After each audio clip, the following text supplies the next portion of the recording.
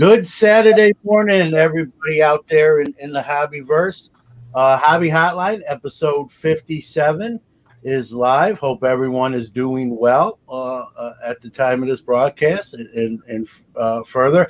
A lot of experience in this room today, and that's not even counting me. To my right on the screen anyway, Mr. Rich Klein. Good morning, Rich. Good morning, John. And below us, only on the screen, not in real life, a man that doesn't need an introduction, but I'll give him one anyway. Glad to have him as always, Dr. James Beckett. Welcome. Great to be How here. are you doing? Thank you. All right. So, one of the big topics, and guys, on the bottom of the screen is the link. If anyone want to call in, talk to our distinguished guests, and ask any questions or comments, by all means, that's what we're here for. Whether you're listening to us live or you're listening to us after the fact on a podcast platform, thank you in either case. And if you're listening to us on the podcast platform, we're live every Saturday morning, 11 a.m. Eastern, 8 a.m. Pacific time. So the first thing, it's probably the big topic. I mean, I almost said this week, guys, but it's really been all year. These are just the latest this week. We saw a super modern or ultra modern, if you want to call it that, Luka 101 National Treasures logo man, $4.6 million. Nick Fiorella was the buyer there. The kick I got out of that sale is the gentleman wrote a personal check, not like a cashier's check or a personal check for $4.6 million. And then just recently, I think the other day, the Brady's Contenders rookie became the highest selling single football card at $1.32 million. Not sure who the buyer is, or I haven't heard, and I don't know if they paid with personal check or what have you, but just big numbers going down, coming off the heels of the $5.2 million PSA 9 1952 Topps Mano. It's going to continue. These auctions houses are just continuing to bring great items to the hobby market, and this is this week's record breakers. I mean, what do you think? I mean, right now the hobby, especially on the higher end, like we're seeing here, is just an inferno. Oh, and John, I also wanted us to talk about that. Another Wagner T206 Wagner sold for $2.5 million. Okay, that was owned by Joe Garagiola. Kenny Golden just flew out on a private jet to PSA to have another Wagner graded or regraded or looked at again. So it's not just the highest end in the new card market, but it's the highest end in the old card market too. That's exploding. And Jim, we've never seen anything like this where the high end. I mean, we were all shocked in 1980 at the Willow Grove show when the R&B coins, Rob Cohen paid $3,000 each for three 1952 Topps mantles. That seems almost quaint nowadays, but that caused an explosion at the time. And I remember like the next Trader Speaks issue that came out, which was the high-end magazine of the time, there were 1752 mantles for sale in the next issue. The question is, you did price guides for 25 years, give or take, or 30 years. Do you think more is going to come out of wherever they're being held? And obviously you can't get one-on-ones out of it, but do you think more just higher-end cards are going to start coming, more even more higher-end cards are going to start coming out than before? Before Dr. Jim answers, I think some are sitting behind them. It's just whether are they gonna make it out from behind him and onto one of these auction sites. But go ahead. Sorry, I just had to throw that in here. Put that question with John's comment together. Yes, more good stuff is going to come out, but the reason some of these cards are going, whether it's older stuff or newer stuff, the reason they're going for such high prices is because there aren't a bunch of them out there, but there are similar things. So yes, I have some similar things, probably not at that level, but it's going to cause older, more veteran collectors to go back and look and see, wow, if that rising tide, if that card is worth that, then my cards are worth this, and I can cash in. Now it could go higher, it could go lower, but it's sure a lot higher than, from my perspective, than anybody my age would have thought they would have ever gotten this high. Well, and I want to ask, this is a historically based question. It was, I think, the January or February or March Beckett Baseball magazine. And you had an editorial, or your leader's box, or whatever coach's box or whatever you had on the front page. There are no arrows in this issue because everything went up and was partially in reaction to the Black Monday in 1987. And it was a great storm at the time, and everything was going up. I mean, you were doing your book, so you were really a nerd into doing the pricing. And the magazine comes out, there's no arrows, everything's just up. Are we in a position where almost everything's just going up again, including maybe our 88 Donruss is going from a nickel to a dime? Well, you're right. Back in 87, it seemed like everything in the vintage world went up overnight. And of course, that indirectly, that probably ushered in the junk wax era, which some people think started it around 87, 88, 89, and going full steam in 89 for sure. But that was kind of an across-the-board doubling over a couple of months, it seemed like. Yeah. But this is way more sporadic. This is not across-the-board doubling. This is some of the high-end stuff, 1,000% increase. And then other things are not necessarily going. So it's you have to be more analytical about what's going up more. And I've said, I want to buy stuff before it goes up. And everything didn't go up. And so, market movers and Card Ladder and these other analytical tools are trying to show you the history. And by looking at the history, you're trying to figure out maybe what hasn't gone up, what appears to be a bargain. But it's only a bargain compared to these world record prices. It's not a bargain to where prices were 18 months ago. Here's a question from someone, KBO Collections, good guy there. I think his name's George. He's asking, I mean, it's a good question. Are these prices actually exciting for the hobby? I mean, is this a good thing, or can there be a negative aspect of these $1 million deals? The negative aspect is the exciting part, John. It's unsustainable over time. This rate of increase, not just the increase, but the continuing increase. Is it exciting? Absolutely. Is it long-term good for the industry? Not so sure. One thing it does, and this is part of what we were just referencing as well as the 80s explosion, is it brings cards out of the closet and new people into the market. And there's always an excitement when that happens, when new cards come out, fresh to the hobby, that had been sitting in closets for a long time. And there's also an excitement when somebody new enters. If you're new, you may look at something with a new light. There's a famed statement that an employee is at his most productive the first 90 days on the job.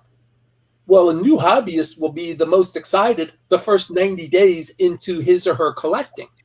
And then it starts to get, then you start saying, okay, I feel jaded, or I'm this way. But, when it's all brand new to you, it's exciting. And I know Jim and I talk about this. We're excited when we see something we've never seen before. One of the joys of doing the Almanac was I got to see so much cool stuff, that I never, I'm not looking at 68 tops. I may be looking at 68 M&Ms. They don't exist, so don't look for a 68 M&M card set. But if there was a 68 M&M card set we didn't know about, one thing I would love to see, and I had these, when I collected these when I was a kid, or I had them, and I bought the Yaz bread actually in 68. I didn't keep the bread labels. No, but as far as I know, there's no 68 Yaz bread labels on the marketplace. I would love to see one just to remember what it was like when I was 8 years old and eating Yaz bread again. And I'm a New York City kid, but I had a thing for Carl Yastrzemski. I don't know what, just the way he played the game. I was a Yaz fan in New York, which not always a good thing. Risk your life a little bit, but a great player.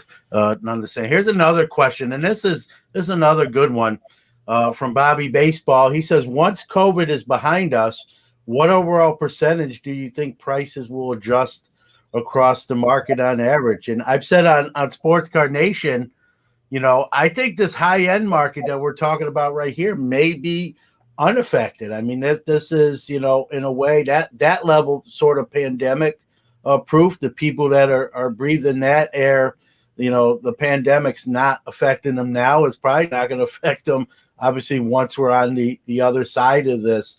I think the market that's going to be affected, and maybe this is where the question is coming from, Dr. Jim and Rich, is that mid-tier, the not as high end, that mid-tier and on down.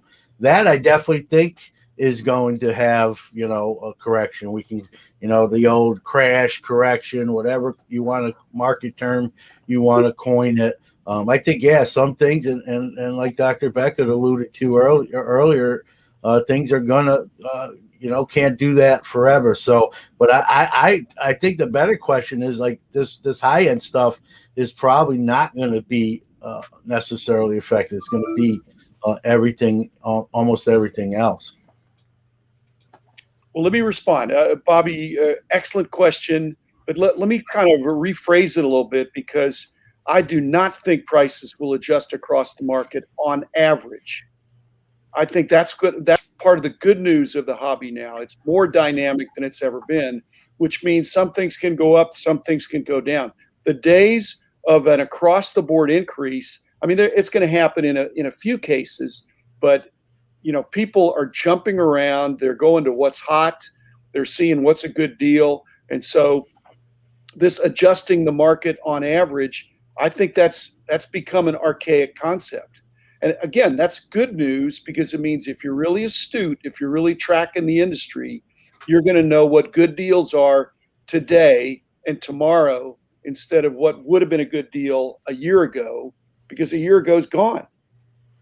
Today, again, you can apply your ratios, but you need to know the market, and the market doesn't move on averages. I mean, it's being pulled up. I'm not saying there's not a trend up, but if one card triples, the other card doesn't necessarily triple as well. And one thing to remember is, especially on current cards, you're dealing with on-field or on-ice performance. And because of that, if a person explodes, or somebody we don't know about, let's say Racer X starts playing in the NBA and averages 35 points a game as a rookie, well, his cards are going to explode. And then if Racer X the second year starts averaging 14 points a game instead of 35, those cards are going to plummet. So some on the new card may have to do with actual on-field performance. Can Acuna, can Soto, can all these guys keep up their performance? Can Bo Bichette? If Bo Bichette has an off year, his prices are going to go down. It's irrelevant whether the market goes up, because he's not doing what we expect him to do.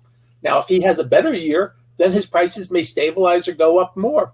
We just saw on the Twins, Royce Lewis is out for the year with a torn ACL.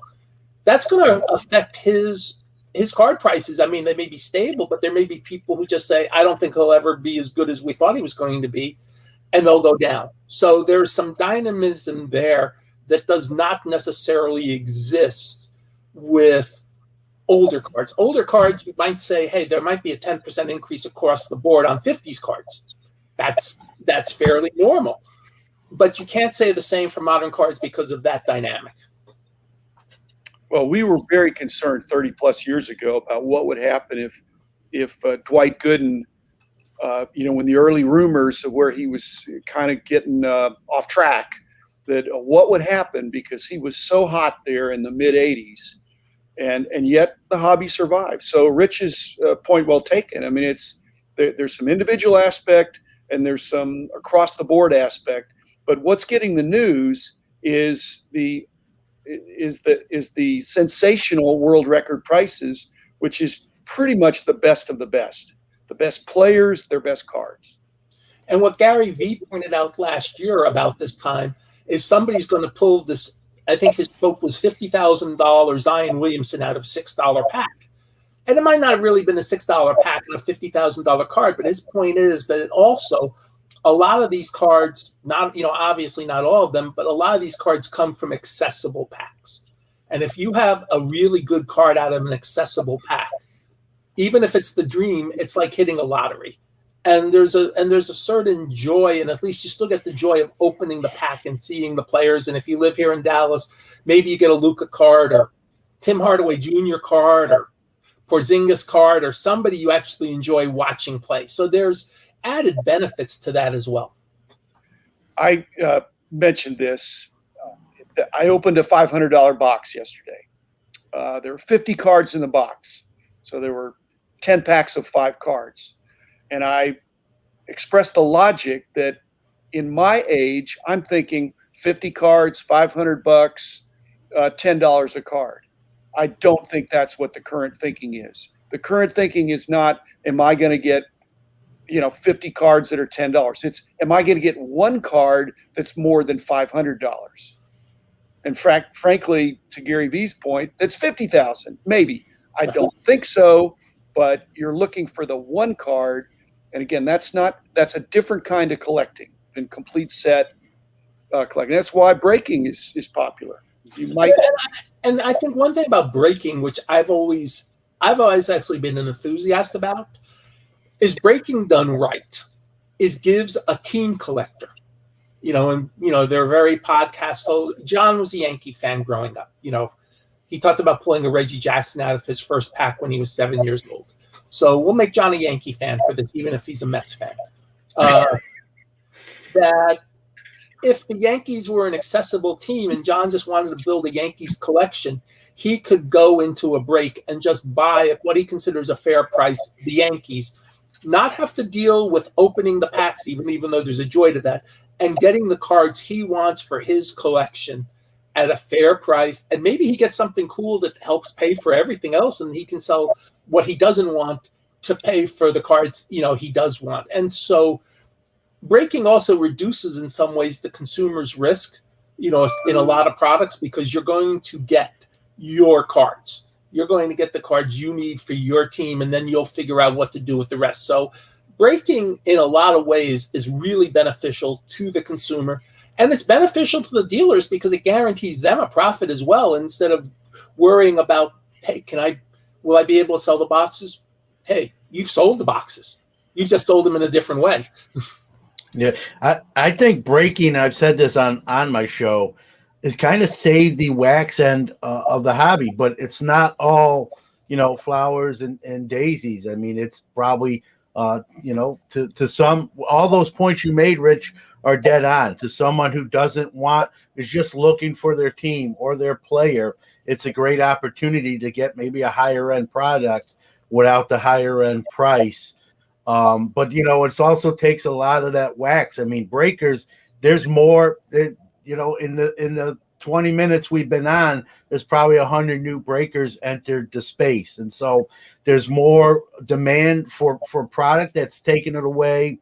I don't want to say taken away. Maybe that's not but there's going to be less for those that don't want to go through the breaking world to get it. They want their own boxes. And so, on one hand, breaking is a great opportunity, and then others not fans of it either. And so I guess it depends, what side of the aisle you fall on. But man, it's nothing doesn't really sell out anymore, and I think breaking's a huge aspect to why that is.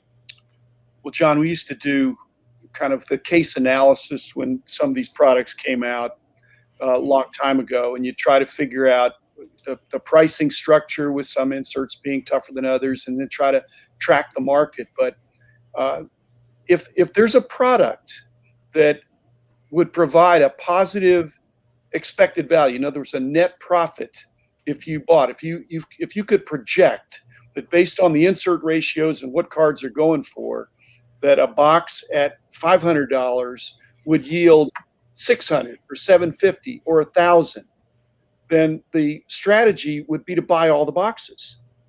And so Yeah. that's what bots have done. I think they've accelerated this ability to look at the product and say, this is a good deal. And instead of buying a slice or buying a break position, I'm gonna buy it all. Now you have to have deep pockets, and they're putting away some of them. But if you do the math and you have the chance, if you have a 1 in 20 chance of getting a $20,000 card, then paying anything less than $1,000 for that, in the long run, you're going to win. Yep. Here's another comment. See what you think it is. KBO again says breaking often drives the price of wax so high that people can't afford it. I semi agree if there is such a thing, but it also, it's a two-sided coin. It'll also allow someone maybe to get into that product where they don't want to buy a whole box. They're just looking for that team or player that they collect. And so, there's two sides to every coin, but I'm sure it does move the market.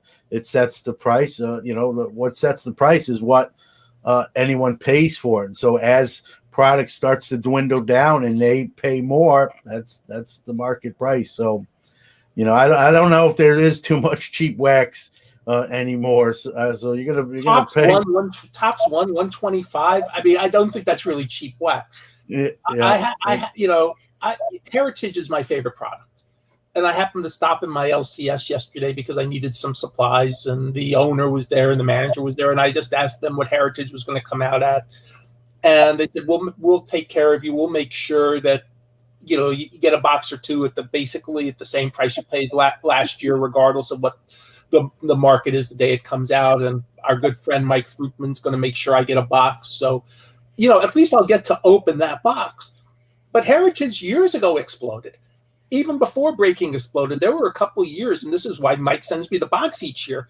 My LCS, under its previous owner, the Heritage boxes went from 75 to 140 in 2 weeks. This was before the breaking explosion of the last couple of years. And so the marketplace dictates what the prices are. Last year's Heritage might have been broken fine. It was $95 in my LCS the entire year. It never changed. So there might be some products that occurs for. There are others that breaking is irrelevant when it comes to what the box price is. And so I think as John accurately said it, partially right, partially not right. Well, I stand by the fact that when you're looking at getting into a break, as opposed to buying the product yourself, as opposed to buying singles, there's an analytical approach that could suggest which one of those three is the better deal. And that's going to change over time because it's like Rich said, it's a super dynamic hobby right now, and I hope it always is. And it's what we've never seen before to this level, especially now with the added interest. One thing Dr. Jim and I talk about frequently is the 20-25-year rule. The kids coming back. Nick Redwine always used to say kids left for cars, cuties, and college. Well, that generation did basketball. We haven't touched on basketball yet, but that generation did basketball, which exploded even more after the baseball strike. It's the 20-25-year rule for them coming back in. And then last year on top of it, I talk about my neighbor Andrea 2 doors down from me, who's not commuting an hour to work each day now. And I'm not saying she's a card collector. She's not. But her point is that she's now at home 2 extra hours a day. Well, if you were home 2 extra hours a day and you had cards in your closet, now you have 2 extra hours a day to do something else. And then you went back and looked at your cards and you said, I had fun with this when I was young. And then you got more and more into it. And I think that happened to a lot of people too. And this price explosion gets other people in who say, there's real money in this. Let's get into it. So there's a lot to this. We're realizing that we always think, well, there's a certain percentage of people that have the collecting gene and just love to collect, not necessarily hoard, but to collect. And so that's a significant double-digit percentage of the population.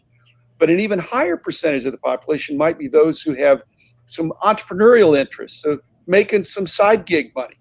And so when you put those two together, and like Rich said, you have the time and you have the interest, then all of a sudden now you got a hobby where you can enjoy and make money. And that's That's played out big time in the last 12 months. Yeah. Here's a Bo from 1 million. Let me get his comment up. Where'd it go? There it is. Working from home has given me an extra 5 hours of time per week that I now use for the hobby. That's just one person. He's not going to be the only one. It's a great point. And so that's what we're seeing. Speaking of that, I get asked, I'm sure you guys do too, how does this, like, what happens post-COVID when everyone's, back to work? There's not as much working from home or unemployment. Maybe the stimulus, there are no more stimulus packages or unemployment bonus perks. And it's as we know, this hobby, like Dr. Jim just said, it's just so dynamic. It's hard to really just make a blanket statement, but I do think, that's, if we're going to see this correction that I've talked about, others have mentioned, I think that's actually when it's going to happen, is when we get back to some sort of normalcy and we're going to the movies with loved ones, we're going out to dinner, we're going to sporting events, which I love to do, go to Citi Field and Heinz Field, and those tickets are not cheap, which I haven't had to buy because we can't go. That money's going to now go back into those areas and come away from the card market, and at least in some percentage, and I'm sure for not just me, but a lot of people. And so that's going to be, to me, when I want to see what happens and where we're at and what happens with the hobby. And I my prediction for the 2 cents it's worth is I think we're going to see some things, not everything, but some things kind of come down or maybe decrease. And we'll see. Again, you never know. So. Well, John, the way I slice it is that are there going to be player corrections? Absolutely. There always will be. Are there going to be product corrections? Absolutely. Always have been, always will be. Are there going to be sport corrections? I think there will be. There's some sports. I'm not going to mention anything about dribbling, but there are sports that could have a little bit of a correction. Okay. What we're concerned about is an industry correction. And again, with so many alternatives, I'm hopeful that as collectors get frustrated as things go up, but then they go down, that they look for other things and they stay within the hobby. That's my great hope, that it's a great hobby. If you picked basketball at the peak and it drops a little bit, I think people are moving to football. Well, one thing is Rob Veras, he always says that he wasn't just he's like 17 things he's competing with to sell his cards pre-COVID, where people had all these activities. On the other hand, if the projections are correct and the economy gets back to close to where we were before COVID hit, then you're going to have people with extra money in their pocket and more people working. And then with you, again, yes, not everybody can afford to go to the games. If you can't afford to go to the game, you buy the card. And when we're talking about buying the card, it's not necessarily nowadays just buying the card. You might buy, what is this, Top Shot? The thing where you're buying the video of the player.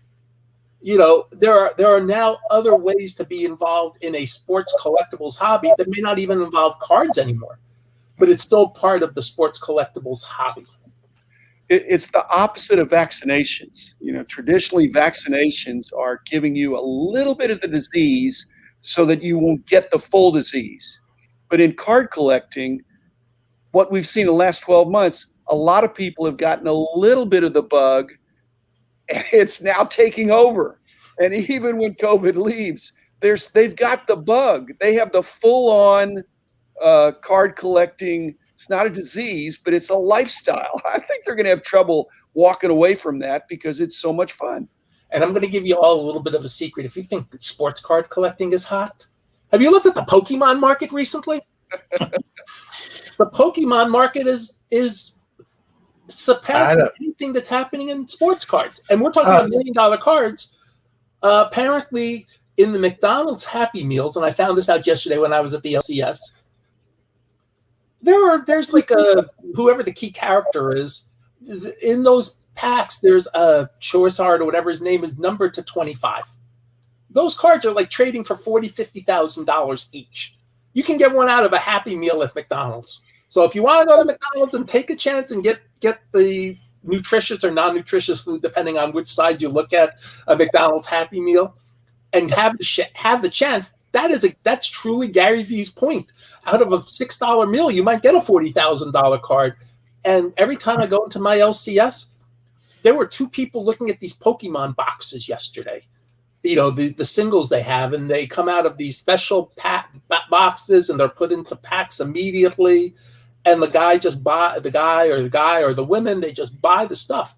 As I said, if you think sports cards are hot, go. There's going to be a Pokemon show the same weekend as Kyle's show next weekend. And it's going to be, I'm going to tell you, it's going to be, I'm going to be at Kyle's show. So I can't tell you how the Pokemon show is going to be. But one of my ComC teammates who works in customer service, who's flying in from New Jersey, and she actually wrote an article on the ComC blog on that, but she'll go to the sports card show too, looking for that. And I'll ask her how the Pokemon show was, and I guarantee you she's going to say it's wall-to-wall people. Yeah, I mean, we're seeing other spaces. I mean, look at wrestling cards, and the wrestling market has went up. I've seen even some of the vintage boxing cards trend up. We've seen non-sports with Marvel and movie cards. I mean, there really isn't too much that hasn't been, at least price-wise, positively affected by the market right now. And again, I don't think we're done. I think there's room. And someone asked me I get this question a lot too. John, what is there something that hasn't caught fire yet that you think will, and I can get in early? And it's $1 million question. Like if I knew, I'd tell you and probably be right there competing with you, to get some of that stuff. And nothing's guaranteed. Just because everything else may be on the uptick, it doesn't mean none. But we've seen this thing bounce from one thing to the next, almost like an electrical current. Just go to the next space, and wrestling, non-sports, and across the board. So I always, I answer that question with, do your research, but at the end of the day, you want to collect really what you enjoy and how you want to enjoy the hobby. Because if you just put that financial spin on it, and that's all it becomes, that's, speaking for myself, I don't want to just be in that space that, but that to each their own.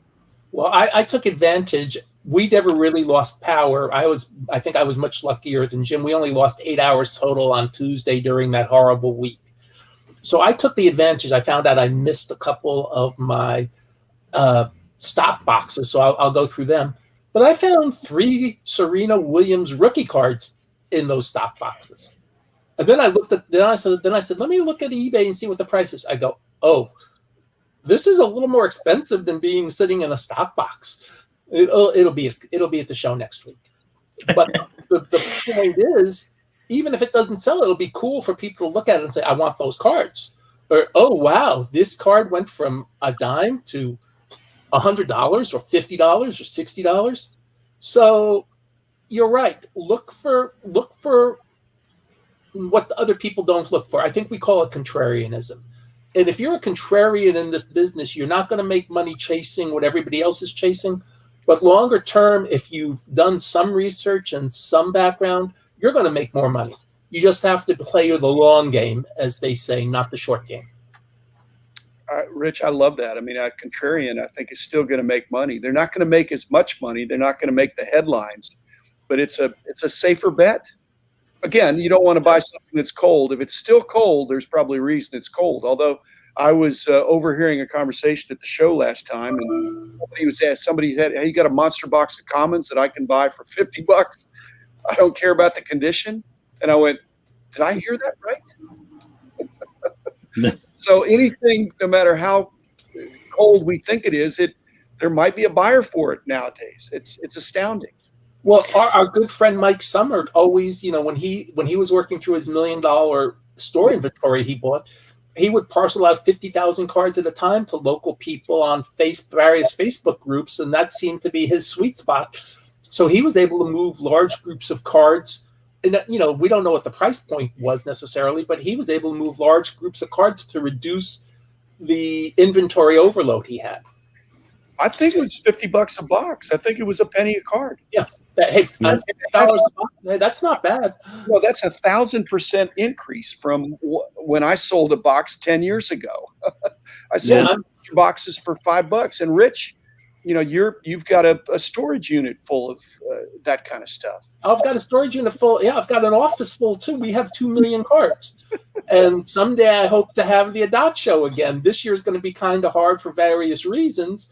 But I'm hopeful that if all breaks right, maybe later this year, if not sometime next year, we can go back and start redistributing some of these cards.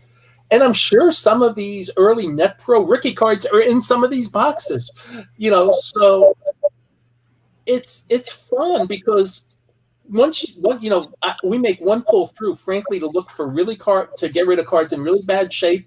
And one time somebody put in some cards that really shouldn't be kid friendly, and so we took those out. But we make one pull through just to avoid really embarrassing things in the bags we give away. Once we make the pull through, we never look at them again. In fact, I make it a point when we do the bags not to be the one putting the cards in the bag. Not that that's a bad thing to do, but there are better uses of my time when it comes to that show than putting cards in bags. Plus, it brings a camaraderie. But that'll be a different issue for a different day. Yep. All right, guys, let's pivot to another huge topic that made news this week across the board, and literally almost every grading company had some sort of either issue or announcement. Mostly price raises. PSA announced an increase across the board. They did not, guarantee times. What they did instead of guarantee time is just list where they are date-wise on each of those categories. Beckett had recently announced an increase there, and then SGC announced they're increasing. They've got a new space, so they got more room, but they announced an increase from $15 a card to $20 a card. But in the same announcement, announced they've caught up, and they're planning to guarantee return times. HGA, the new hybrid grading company, I have a little bone to. I've been sort of aggressive towards them on my own show. What they've come out with, initially said we're fully automated and AI, but they've showed no proof of that other than words. And I was on social media, say, hey, walk your talk. Let's see something that shows that. So it's not just words on a page. And then what did they go and do? They took it off their website. I'm not saying because what I said, but there were other people saying the same thing. And then they took off the words automation and AI off their website, being called to the carpet on that. So for all these grading companies, depending on what side of the aisle, some people like the decision, people who are saying, hey, there's just too many insignificant cards being subbed and it's causing backlogs and delays. This will stem that flow and slow it down, so those cards of significance, we can get them back sooner. Yeah, even if it costs a little bit more, it's worth it. I know Dr. Jim obviously has graded cards. I'm in that space. You see my stuff behind me, not as impressive as Dr. Jim's, I might add. But, just kind of thoughts just on it seemed like this week, like it was almost like Monday, this company said something, Tuesday, this, said something, just kind of across the board. Okay, I'll start with one thing on the PSA price increase. Is not that I'm necessarily opposed to the price increase, but it was literally the first move, the first public move we saw once Nat Turner's group bought the company. Now, usually on a business level, they might have been looking and said, hey, if we don't raise the prices, we'll never catch up. We've got a backlog of X million of cards. On the other hand, usually your first move as a new owner is to do something that I'm going to use the term in quotes, consumer friendly. And there's really nothing consumer friendly about raising your price. Now, you're raising your price to basically try to get your dates back into order and to get your order, out the door. But it's not the greatest PR thing. And I think as a PR decision, it may be right as a business decision, but it may not be right as the PR decision to the hobby as your first move. That doesn't mean it's wrong. It just means that you might have been able to do it a little bit differently. Yeah, but thinking like an owner of a company, he's coming in. I know the people that bought our company back 16 years ago now, I guess. They were I think people were wondering what was going to happen, and I think there was a pretty quick elimination of some positions. And so they got that out of the way. So there wasn't any sword of Damocles hanging over the people. They thought, okay, these people are coming in. They're going to try to tighten the ship, whatever. We were not in an expanding market there. And so they got it out of the way. Some people were given packages, and it moved on. For Nat Turner, he comes in. It's inevitable there was going to be a price increase. For him to wait 90 days to bring in a price increase, Rich, I think people would have been wondering. And, to me, it shows that he's being decisive. So I see it as a positive, and there's a ripple effect. There was an undervaluation of the value of getting cards graded. And what I found most interesting, it took our mutual friend Rich Miller to do an interview with Nat to get some of the information out.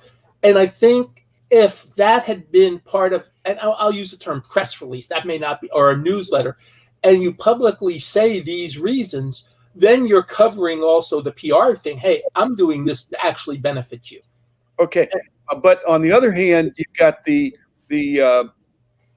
super long letter from Peter Steinberg. Sorry. I got up at 3 a.m. Sorry for sending. I hope I didn't wake you sending you the letter at that hour. Don't write a 4-page letter if a 2-page letter or a 1-page letter will do, especially when embedded in it is bad news. And so, you can't just. It's a competitive environment, and I think these grading companies are playing chess with each other. With PSA admittedly being in first place right now, they're the market leader, so they're raising their prices. I think you could expect further increases from others, and new entrants into the market like HGA. And the group that Andy and Weston are working for, they're now accepting submissions. Yep, so CSG. and as long as you grade, we'll go with the presumption that cards are graded honestly. And as long as you do your best, and we have to accept that something's going to slip through a crack, that if you do a reasonably good job, you will get business. I mean, I went to Kyle's when Kyle had a smaller show in December. There was a dealer set up at that show who had nothing but GMA cards. And most of his GMA cards were from the 60s, and most of them were graded between 2 and 5. Now, that's a legitimate grade for most cards from the 60s. And he had a really good show that day because the cards were accurately graded. It wasn't like GMA was slapping a 10 on everything. They were slapping 2s and 3s on cards. Yeah, I just, I'm going to have a little shameless plug here. SGC is one of the sponsors of Sports Card Nation, but I'll call them on the carpet if I don't agree with everything. I'm going to probably have Peter on just for like a 10, 15-minute segment to go over what was in that 4-page letter. Going to try to keep it brief, but not skip over anything. I don't agree with everything. I'm going to kind of let him know my kind of point of view and let him, respond to it. I'll warn everyone that week's episode, whatever it is probably going to be longer because I'm not going to bump the scheduled guest off either. Not going to do that. So, I definitely, the timing was, I don't know if you want to call it odd. I thought it was, like Dr. Jim said, they're aware of what each one's doing. I thought it would have been an opportunity to not raise prices and just say, hey, we got more space, and we've caught up to our backlog. We're starting fresh, but no such luck. And we'll see. I mean, like you said, Rich, though, there's gonna be no shortage. The price increases are not going to it might slow down some of those lesser significant cards, if you will, but it's gonna be no shortage of cards being submitted nonetheless. And I see Brad's in the green room. I'm gonna bring him on here, see what he has to say. Morning, Brad. It's three Texas guys and one New York guy. I'm definitely outnumbered now. Well, I thought I'd wear my mask for Rich, so I appreciate that, but you're at home and you're mercifully over this stuff, so you can take it off at this point. So I have a question, and my wife asked me this question last week, and I didn't have a great answer for her. And hopefully, with the experience on the show, somebody can answer this question for me. PSA has almost a ungodly number of backlog. Why are they still number one? The simplest reason: PSA cards, for the most part, get more money than the other companies. Yeah, but why? Understand that if you're going to make the most money, if I have a PSA 10 or a BGS 9.5 or an SGC 10 or some other graded company, the odds are better, let's say more than 50%, I am going to sell my PSA card for more money.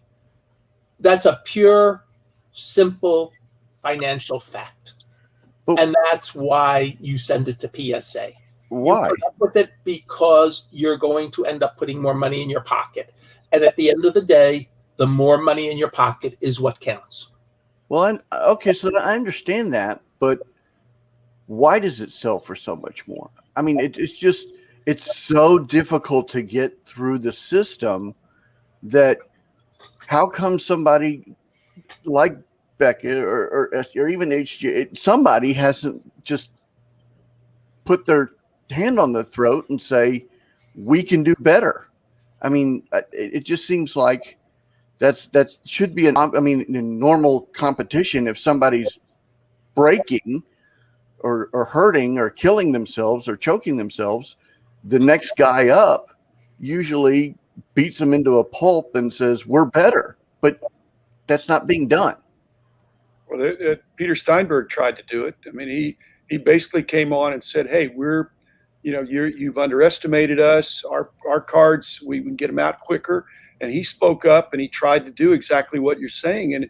And when all of a sudden he got an avalanche of cards that was a fraction of what PSA was getting, but still an avalanche for them, it kind of overwhelmed them. So, Brad, it's hard to, the secondary market, what consumers are going to do, it's really hard to do that. PSA they weren't the very first grading company, but they were the first real grading company that really had credibility.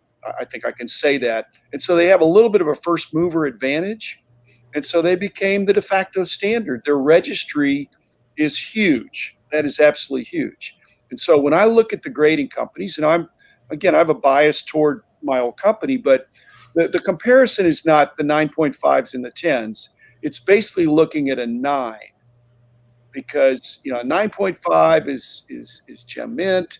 There's a black label 10. So don't look at the 10s and the 9.5s. Look at the 9s across the board. Is the PSA 9 selling for more than an SGC 9, than a BGS 9, than a CSG 9, than an HGA 9? And the answer, I think, is yes, in almost every case. Maybe on some newer cards, there's some exceptions, and there certainly could be some exceptions with the report card if you have a very high-functioning 9 BGS. But we can't change consumer behavior. So Brad, tell your wife, it's the perception. That's the perception. Okay. Women know all about perception. And also say, yes, that dress looks nice on you. And I did get permission to go to the show next week. Yeah. So But you're now recovered, so I'll be happy to see you. I will be very happy to hug on your neck and not wear a mask when I walk up to the table. and piggybacking off what Dr. Jim said too is when you are the perceived number one for a long amount of time, it's all the more harder to get knocked off that perch. The longer you hold it, you sort of build some stability there where it's not going to be one negative news story or one negative outcome that's going to it could be depending on how of the serious of nature, but in general the normal negative news stories are not going to be enough on their own to knock you off that perch. And so they've built that over the years. They've built that equity to be the number one brand, if you will, in the hobby. And it's going to be tough, and I think a lot of people would be perfectly fine being number two. And I think that's where maybe the battle is really for, is I want to be the next grading company right under the leader. And so we're seeing a lot of new companies in the space. CSG, which is not a new company per se, but they've expanded their line to include now cards, and HGA's trying, initially came out with supposedly a new way to do it, and that's kind of been reeled back in. But and there'll be more, like Dr. Jim said. There's going to be more we don't even know about yet. And so grading is, whether you like it or you don't like it, it's here to stay. James Hummel, I'm reading a comment. He sounds like me. He says, I just want people to stop saying don't submit base cards. My point is, if when you pay for my submission, you can tell me what cards I can and cannot send in. I'm sorry. We all have these big weights. There are, a little bit of ways around that if you want to pay more and go with the express services. But I don't agree when I see other people telling other people, don't send that, send this. That's not my place or your place. When you pay for my submission or anyone else's, you can tell them what they can and cannot send. Brad, what's your expression on this? So that's what I was about to say. So John, what you're saying is you do you, boo, right? That's your saying. I'm hobby your way. I'm like Burger King. So come on, John. I like Burger King. I actually love their non-meat burgers. I'm a big fan of their Impossible Whoppers. Wow. Yeah, but you can't get Pokemon cards there. So that's true, but I'd rather have the Impossible Whopper. Pokemon. All right. Well, I'll see you guys next week. I look forward to hugging on your neck. See you at the show. So, speaking of the show, let's pivot to that with grading. I mean, we could do probably 3 hours on grading if we wanted to. I'm outnumbered, like I said, 2-1 here, Texas to New York. I believe you can correct me if I'm wrong. The Texas governor has pretty much opened the state up for the most part fully. The shows are already going on now. It just really clears the way. And as we've seen, the Dallas shows have become sort of like de facto nationals. And are we going to see even more shows? I mean, Texas what's the ramifications, at least locally, for you guys in Texas with the governor's announcement as pertaining to the hobby anyway? Well, Rich is more conservative than I am about masking and social distancing, but I still, and I totally respect Rich's position. I mean, this could wind up being a super spreader event if people throw caution to the wind. Not everybody's vaccinated. Certainly collectors have comorbidities. There's actually more collectors and dealers of color than there were decades ago, and I think that's a good thing. But when you look at this packed in show with aisles that you've got to turn sideways to get through, again, the governor is going to reverse the mandate if there's a huge outbreak that comes out of Waters Creek. next weekend. So I'm hoping people will still be careful. But Kyle is packing them in. So if it was just population density, everybody would have it from 6 weeks ago. Yeah, I mean, and he's right. And the only difference is now Kyle has to worry about the fire marshal shutting it down because it's too busy, not shutting it down because of a max mandate on top of it. I can still ask people if they come to my table to put on a mask, but I can't really force them the same way that I could have at the last show. Hey, you got to put on your mask. Now I have to be, because this will be after the mask mandate is removed. And frankly, with the way the vaccines are picking up, I honestly think we were 30 to 45 days away from a natural, organic, you can remove your mask mandate because we're approaching herd immunity.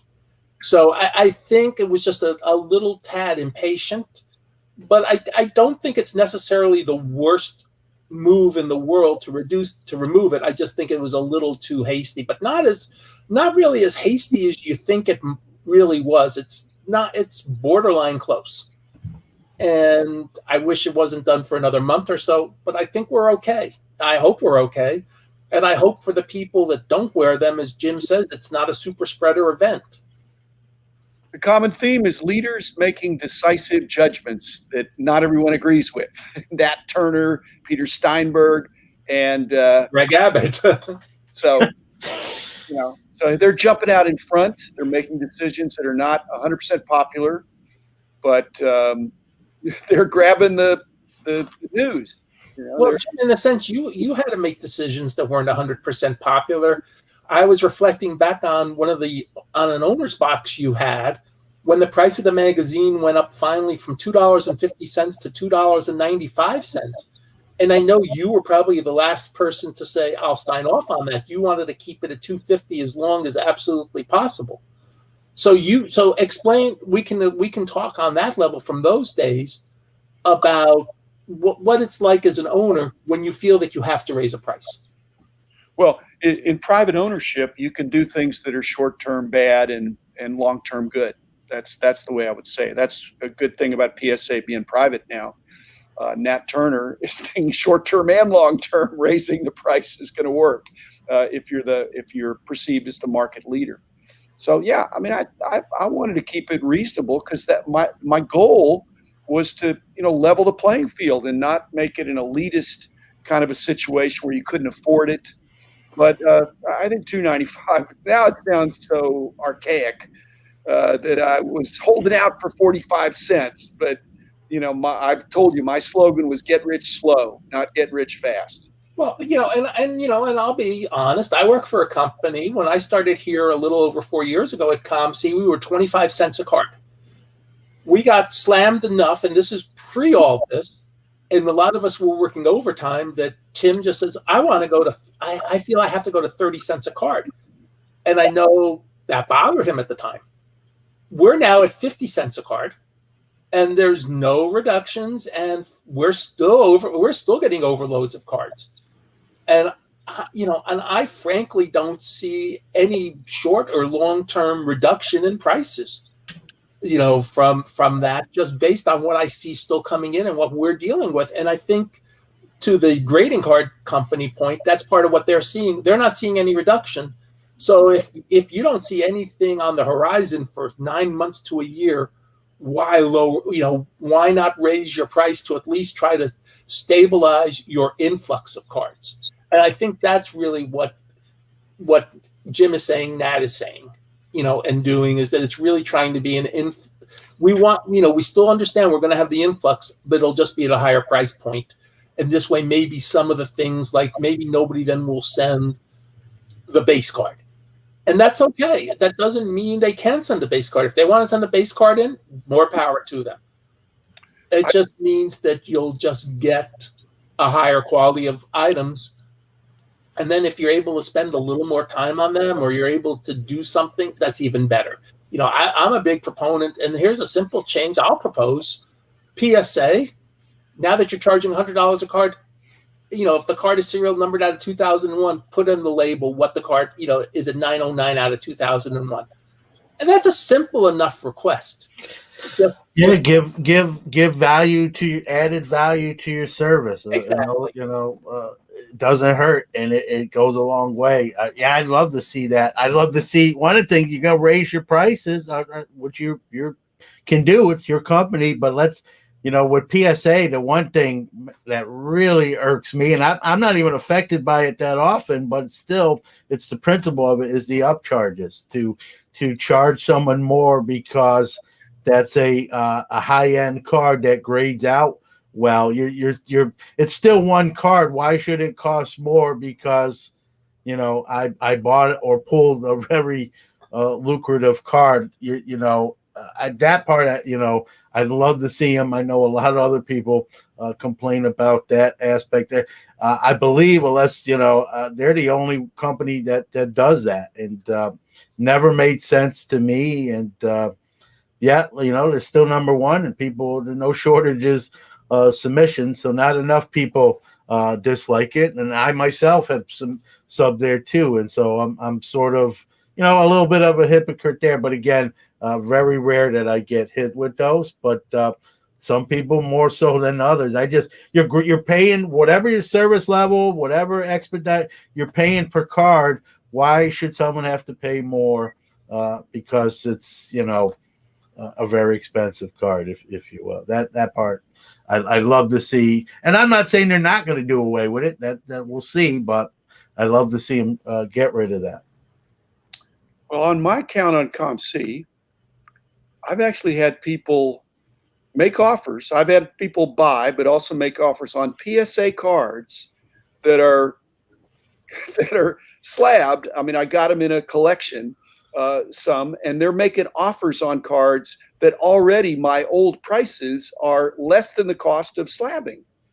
And so if you have a PSA card for under $10, much less under $20, I'm just saying, come on, don't make an offer. Just buy it if it's because you couldn't replace it. On the other hand, it's like we said, it's supply and demand. It doesn't, even if it's $20 to grade a card, and if you got a PSA card that's $15 and they don't want it, then so what if it costs $20 to regrade it?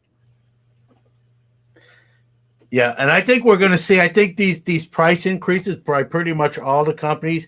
I think we're going to see the cards that are already slabbed, though certain ones, not just any of them, probably raise in value. Someone's going to say, "Hey, I want that 9 or 10 Jeter, but I'm not going to wait. I don't want to wait 9 months to send mine, get it graded, and then they hit me with the upcharge when it grades 9 or 10. Yeah. I'm just going to go out and buy Dr. Jim's PSA 9 Jeter and get it in 5 days or less and be done with it and add it to my collection. And maybe someday when the market and the backlog is changed, maybe I will sub my own Jeter down the line, or maybe I'll just sell it raw. I got my 9 buying it, I'll sell my raw one to offset what the 9 I have now in my collection costs.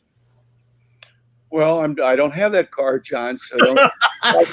But well, there goes my commission then. I mean, the whole metric for whether you grade something is based on, assuming you're going to get some percentage 10, some percentage 9, some percentage, probably modern cards, mostly 9s and 10s. But the 9 is if grading is $10 a card or $15 a card or 20 or 25 now for SGC or 50, then that decision point is completely different. If you get unless the price of the 9s go way above what raw is. Yeah, no doubt. And on modern cards, not always the case. It's crazy with the grading card. Every week some new angle, some new announcement. We'll have to see. Like I always say on my show, how this all shakes out. We're a little bit over an hour. One thing I wanted to ask you, since we were talking about shows and Texas, it's the age-old question this year during the pandemic. Is the National going to take place not only in Chicago, but on the date it's scheduled for? I'm not sure. I'm assuming you heard, I've heard whispers. I don't know how much truth to it, that they've looked at maybe Texas as an option for a relocation, worst case scenario. But here we are. we're in March, guys. Like, you know, if there's going to be some movement there, it's, you know, the end of July is not as far away as we think. So I guess it's a kind of a three-pronged question. Is it going to be in Chicago? Is it going to be on that date? And is there any chance we're going to see it somewhere else? Rich, I defer to you. Okay, well, I did have a private Facebook conversation with Papa John Brogy a couple of weeks ago, and they're really in a wait and see thing because there's a show scheduled currently for Chicago in June. And so if that goes off without a hitch, then the National is free. It should be smooth sailing for the end of July.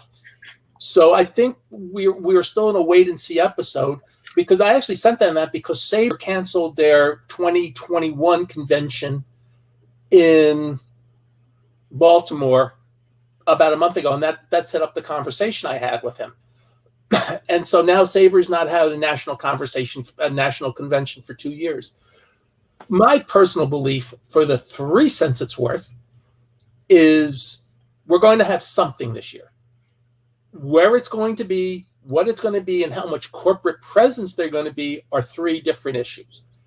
But I think we will have something this year. Brian Gray talked a couple weeks ago, I believe, on the show about how he would be set up in Texas next weekend. And he's been very, very strident about not doing anything. And even he realizes he has to get out there. Chris Carlin talked about, and I think it may have been on this show last week. Yeah, it was the show last week. Show about how Upper Deck may not have any corporate presence or very small corporate presence at the National because they don't necessarily want to put a lot of people onto a plane. So there are still a lot of questions. I suspect whatever we have with a National will be maybe even more dealer-centric than previously. And that's not necessarily a bad thing. And will it be the end of July? Will it be September? Will it be November? We don't know that. But I'll wager we will, as the vaccinations keep getting better, we will have something this year. And if you want my guess, it'll be the end of July, but it may be in a different format. There may be restrictions as to how many people are in. It may be something like what Joe Drellick had to do at one of his shows, where it was you got in for X amount of hours and then that was it. It could be something like that. I don't want to I'm not putting words in anybody's mouth. I'm not speaking for anybody. But that's why I'm saying, if you want my guess, and that's guess only. Yeah.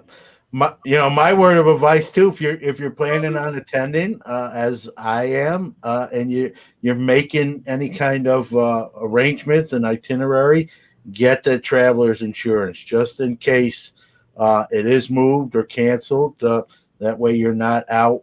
I know many companies just with the pandemic sort of have it built in too, but if it's not built in there, make sure whenever you're signing up for any kind of travel arrangements, hotel, that you have an out in case the date moves or the event doesn't happen. And I want to point out, it may not be as easy to move down to Texas as you think it will be, because there's a lot of backlog already at a lot of these places in Texas with people who've always been there. So it may not be, the National can't just snap their fingers and say, we want to have a show. Somebody may already have those weekends. So, it's not a guarantee that we are going to jump to the head of the line immediately in terms of whatever we may want to be. I would love to have Dallas Convention Center or Market Hall as a place for a show. We may not be able to get those places. Yeah. Well, what I've learned from Kyle in watching how he's navigated his way through this pandemic is that he's had successful shows. He's drawn big crowds. He's had quality dealers there. Not a lot of emphasis on signers. And increasingly now a little bit of corporate presence, but mostly card show dealers, with great stuff in the room, a good crowd. Like I say, that's a lot simpler. That's the way the shows used to be, with this huge autograph pavilion and breaker pavilion and corporate presence. That's why we're at the at Rosemont. That's in Chicago at these huge places. But Kyle could probably sell twice as many tables, Rich, if this was perceived as a national. If he had a show in late July that was kind of quote unquote a quasi national, could he not pull in from around the country 700 or 800 dealers? I'm sure. I know. He's got one scheduled for June. And I'm sure he'd like on the financial level to move it to a place where he could get even more than 400 tables in. And if he can pull that off, wonderful. I think that would be really exciting. And as you said, it would be more dealer focused than autograph focused. And I know there were, when Kyle had a couple guests, there were a couple people from TriStar who sent, I know both Dave Slipka and I, messages saying, hey, let us know how the autograph things went. So trust me, TriStar is monitoring. It's not a huge autograph pavilion, but there'll be a separate room. And trust me, they're asking people they know, who they trust, to monitor what's going on in the autograph area. So, and since TriStar runs the autographs at the National, trust me, they are aware of what's going on and they're focusing too. And so, in a way, Kyle's show is the guinea pig for everything the National is going to try to do this year. So it's exciting in a way that we are the focus of the hobby. At the last show, there was this couple that flew in from Hawaii because they said we can't guarantee there'll be a National, so we want to go to a show, and Dallas should be warm enough where. Fortunately, Kyle missed the bad week. But, it was a nice weekend. March next weekend is going to be could be 80 degrees. So it'll really be a nice weekend. As I said, my customer service teammate from New Jersey who came in for Pokemon at the last show. And there were other people who came from around the country. I know in November, it almost had a national feel. I know a guy comes down from Kansas City who I met through Twitter, and and he had fun looking through my inventory.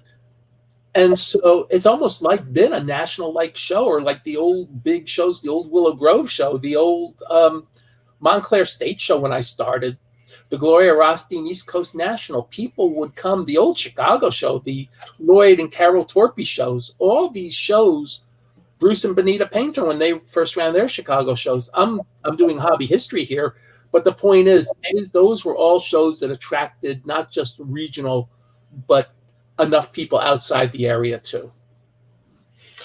Yeah, kudos for just rattling names off like that. I can't even remember, what I had for dinner last night. You're bringing names from like 30 years ago, 20. That's impressive, man. I don't know what your secret is, but it's called senility, because that's what you remember as you get older. You remember, you can have perfect memory of the 67 Yankee lineup, or in Jim's case, the 60 Pirates lineup. But as you say, you don't remember what you had for pizza dinner last night. By the way, I had leftover pizza. Well, those were, but John, those were iconic of the industry from 45 years ago. Yeah. Yeah, so not as much credit apparently to Richie. Dr. Jim. Probably remembers the old Plymouth, Michigan show, which I remember CBS covering it in like 72 or 73. And a couple of years ago at the Chicago National, before the tables sold out so quickly, they would have the dealer lottery, and then there'd have to be like a little buffet breakfast, and only dealers were supposed to go to the breakfast, but they let me into it. Even with my corporate badge, they said, "Oh, you're really a dealer, go in there." And I remember sitting with John Ramirez and B.A. Murray, and we were talking to Lou Brown and other people who've been around since the 80s, and we were telling stories, and Lou sent me an email later saying, "By the way, those were great stories you guys had. Those stories of the early 80s and the 70s, that's better than my 80s stories." When you're doing some of that on your Sports Card Insights. And I think that's one of the things I like when you do it. I mean, I will tell you, I really like the German doctor you had. Yeah. He's been fun. Yeah. But we love those stories of telling the tales of in a sense, the oral history of the hobby that not enough people do. Yep. No, I definitely agree there. So, But going back to the national, I think they're gonna they're gonna try to have it. Let's be real. I mean, whether they have it's gonna probably be where the hobby is now with all the new influx of hobbyists. It's gonna be probably the biggest one.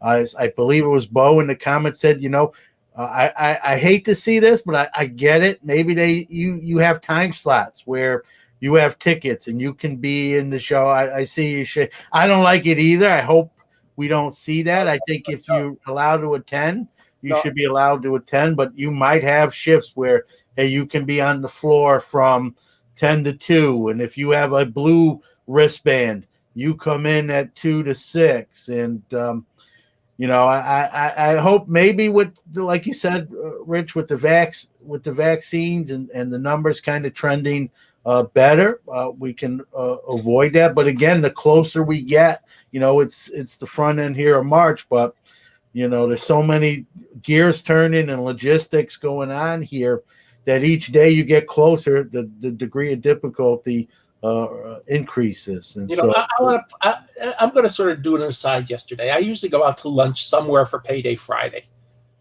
I went to Payway 1 block north of the office, and I walked in. Do you have sit down? Yeah.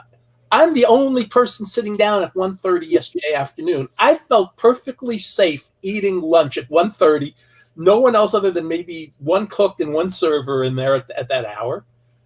And it was perfectly fine, and I had a very enjoyable lunch. And the point is that we can't be afraid either. As Brad says, I'm more conservative than he is, but even I'm not afraid to be out there. And I think card collectors by their nature are really not afraid to be out there. And so that's really going to be a help too, that, the card collectors and the card dealers, hey, they want to make money. That'll be the number one object for them. So I think some of the safety issues have to be mitigated by the people running things to say, you're going to have to really be careful, but we want you to have the opportunity to buy the cards you want, buy the collectibles you want, make some money if you're the dealer. There's a lot of things going on. But I'd love to hear Joe Drellick's version of what happened at the show when he had to do when he did the 9 to 1, we'll say the 9 to 1 and the 2 to 6. Okay, here's the deal for John Brochi. You can report this back, Rich. I mean, basically, what we've seen in the industry this year is we're learning how much people really will pay for certain products and services, grading, first off the line, Dutch auctions. If Brogy runs a Dutch auction for VIP national passes that allow you to be there the whole time and starting at $1,000 for the week, for the 4 or 5 days, I mean, I can't unsay that now, but I believe it would sell out. John, Jim, I think you're right. It'll sell out. It'll sell out at a high price. Yeah. I mean, the VIP tickets were $150. You started at $500. You may sell out at $500. And then the rest of the poor dudes have to be there for 2-hour shifts and then go back out to the parking lot. Well, give them at least, it's a national, give them at least 4-hour shifts. Okay. Well, I don't know how that affects the media pass, because that's what I'm going for. I don't know, but as a media pass, you'll probably be fine. As a corporate, you'll probably be fine. But there are, those will be legitimate. That's actually a very interesting concept. And I don't think it'll happen, but it's certainly an interesting concept to do. In other words, it's something similar to what Panini's done with some of their wax boxes recently. Yeah, I'm going to be media rich. You too, John. We're going to be exempted, hopefully. Yes, well, we'll find a way to be media and we'll leave it at that, or I'll find a way to be corporate and we'll leave it at that. But, I know that at ComC, we're having discussions about whether we're going and what we'll do. Beyond, I'm not part of those discussions. It's way above me on the food chain, but I know we're thinking about it. As I said, you saw Chris Carlin think about it. Brian Gray is thinking about it. Obviously, if you are a smart corporate operator, you're at least thinking about it and thinking about what your game plan is. The dealers actually have the easier choice, set up or not set up. That's an easier choice for them, but for a corporate, because there's so many different tentacles, it's a much harder choice for, will the graders be allowed to be, Jim, you and I have gone to the Beckett back room for grading. Into the tent. I mean, Into the tent. I mean, will they have that many people allowed? it's tight. That's tight.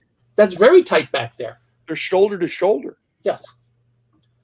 And so Shoulder to shoulder's okay. It's face to face that's the problem. at least they're not usually facing the same way. I mean, they're not facing each other. They're usually facing the wall. But still, it's a tight thing.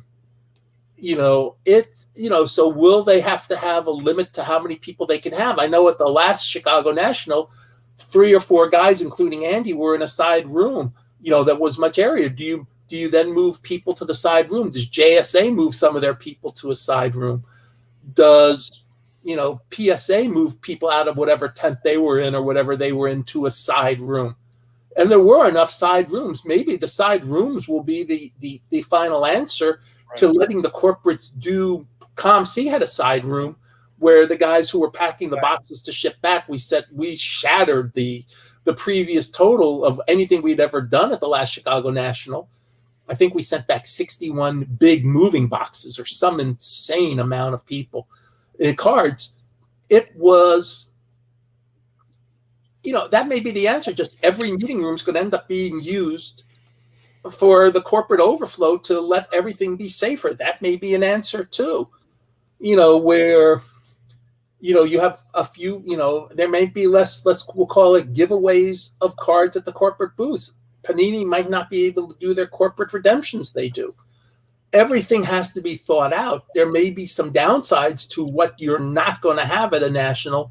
And that's why I think it might be a little more dealer-centric, because the dealers have a much easier decision.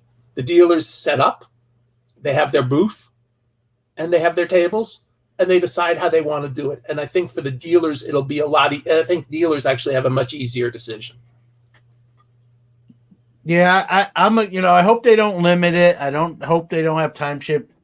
We have to wear masks. We've been wearing masks now for over a year. You got to be pretty used to it by now. When you have an ugly mug like this, then the mask can cover up most of it. It's actually an improvement. So I'll wear the mask if need be. And I think most people, I think if given a choice, like, hey, you can be here all day, but you have to wear a mask, or you can be here in shifts, and it's, either or. I think most people, I don't want to speak for everybody, but if I was guessing, I think most people would vote for, hey, I'll wear my mask, and I don't want to be on the clock when I have to leave the room and that sort of thing. But I like you said, Rich, I think there's no doubt it's going to be different under the circumstances. What those differences are, I guess time will tell, and we'll have to see. I just hope, unlike last year, that we get the event. And I think we'll have an event of some sort, but I can't guarantee what it'll be. But I'll wager, especially as I said, with more shots in the arms and herd immunity, we will have something this year. What it is, we don't know yet. Yeah, well, I'm hoping we're all there and we can get to meet, have a little fun, and maybe even do a hobby hotline live. Potentially, has been talked about. So, live. All right, guys. We're an hour 23 in. Everyone in the chat room was exploding. Thank you for giving us your time. A shout out to the card shop at Moco. We're on their big screen with the Gotcha family there. Thank you, guys. If you're listening to us on your favorite platform, we are also live 11 a.m. Eastern, 8 a.m. Pacific. And there you go. Selling stuff. And by all means, if you want to be part of the show, you can call in, come on the screen, and then listen to yourself on audio form later on, and all the accolades that go along with that. But gentlemen, thanks, man. Great conversation.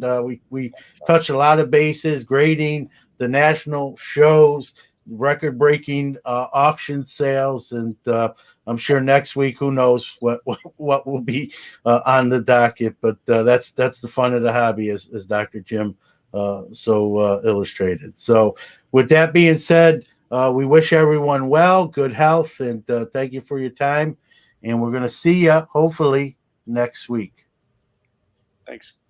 Thanks.